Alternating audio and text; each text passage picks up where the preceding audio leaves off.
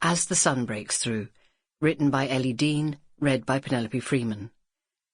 The moral right of the author has been asserted.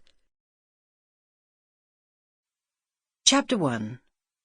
Cliffehaven, June 1944. All was still in the rooms above the anchor as Cliffehaven slept beneath a veil of sea mist, and Harvey lay on the hearthrug basking in the glow from the fire. Rosie's sitting room was a haven of warmth and comfort in the soft light, but an icy chill had begun to creep through Ron. Harvey lifted his head and looked inquiringly at Ron as the mantel clock chimed 3. Ron stirred uneasily in his chair. All hope that Rosie would return slowly died along with the flames in the hearth, to be replaced by a terrible dread. Something must have happened to her, or had she simply changed her mind about coming home and stayed with Major Radwell? The thought of them being together whilst he waited here made his stomach churn. He couldn't lose her, not without talking to her face to face, and not without a fight. Yet who could he fight? Certainly not a one-armed war hero. He gave a deep sigh, knowing there was nothing he could do until Rosie came home and they had the chance to try and pick up the pieces. The slam of the side door to the anchor snapped him from his thoughts, and hope reignited at the sound of Monty's paws scrabbling on the stairs, and a familiar voice calling up to him. "Ron? Is that you?" "Aye," he called back, leaping to his feet, his heart joyful as the dogs greeted one another, and Rosie emerged at the top of the stairs, laden with a suitcase and several large brown paper parcels tied up with string.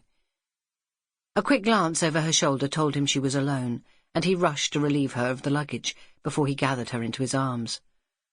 "I was so afraid you weren't coming back," he breathed against her soft cheek. She leaned into him and briefly rested her head on his shoulder before looking up at him with a wan smile. "Silly man," she chided softly. "Of course I was coming home."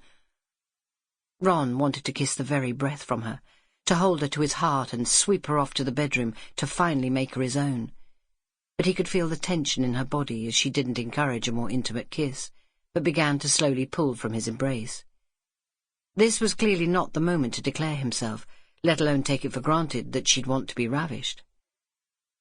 He swallowed his disappointment, noting the shadows beneath her blue eyes and the signs of strain around her lovely mouth. "It's very late, and you must be exhausted," he murmured. "The whole episode has been a nightmare," she replied, taking off her hat and gloves and shedding her overcoat, compounded by the fact the journey home seemed to go on forever.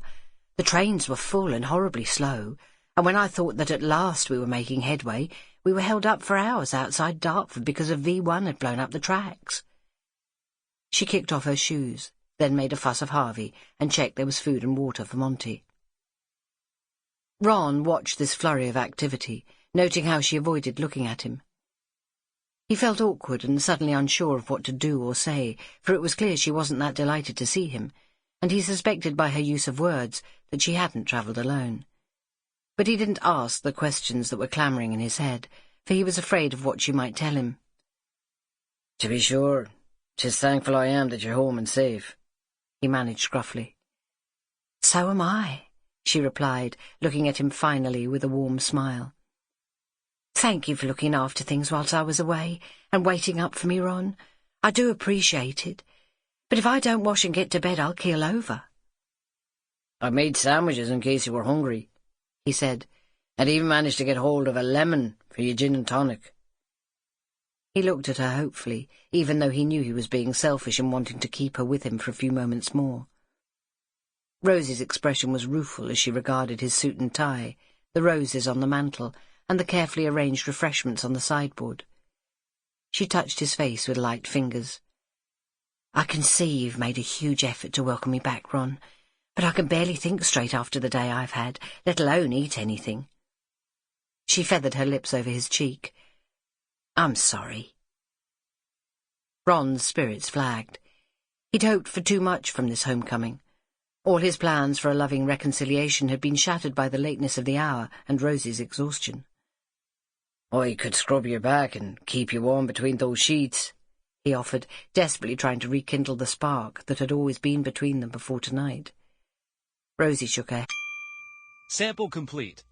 Ready to continue?